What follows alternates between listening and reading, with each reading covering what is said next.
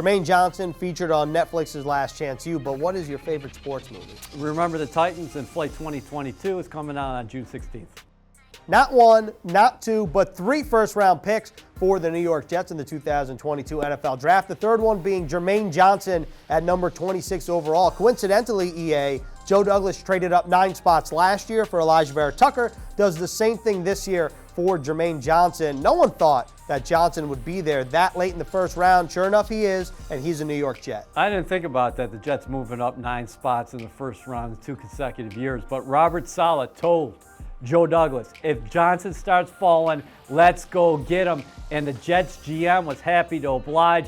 Johnson is a guy who's bet on himself. In one season at Florida State after transferring in, he racked up 12 sacks last season. That was the 6th most in the FBS. And he also had an ACC leading 18 tackles for loss. He wanted more opportunity. But what are you going to do with more opportunity? He cashed in a big way. And Jermaine Johnson, 1 season in the ACC, 1 season that he was named Defensive Player of the Year. But he wasn't just a member of the ACC in his college career. He's had a lot of stops to get to the point where he is now. Yeah, a long road. You go back to Minnesota, he struggled with grades in high school. Then he attended Independence Community College in southeastern Kansas, where he was featured in a Netflix series, Last Chance U.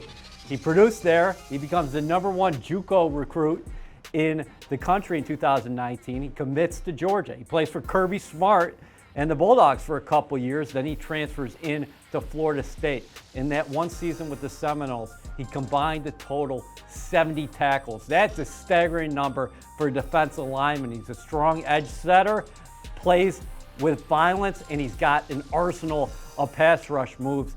The trade up for Johnson, from a Jets perspective, it gave them their first 3-pick first round since 2000 and the 4 aces. It's only fitting that the last time the Jets had at least 3 first-round picks was the 4 aces. This draft happened in Vegas. There's something there. I'm not quite sure what it is, but regardless, this Jets defensive line, especially with Jermaine Johnson, really coming together well. Well, you favor a rotational system. Robert Saleh can't get enough quality defensive linemen.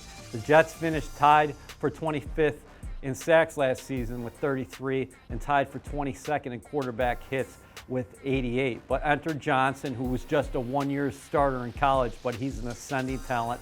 He's got multiple moves as a rusher, and he's a powerful edge setter. Carl Lawson, you're hoping that he returns to full strength because he was the best Jet out there on the practice field last summer. You also re-signed Vinny Curry, so he's going to be back. He's going to give you a much-needed, valuable veteran presence. Jacob Martin is a speed guy who did some good things in Houston last season. And remember, on the interior, you got one of the finest young defensive interior talents in football in Quinnen Williams. Sheldon Rankins returns. You re-signed Nathan Shepard as well. So the Jets are going to have very good depth and quality talent front line. Ahmad Gardner, number 4 overall. Garrett Wilson, number 10 overall. And then Jermaine Johnson at number 26 overall. Those right there, the 3 first-round picks for the New York Jets. And for more coverage, stay right here on NewYorkJets.com.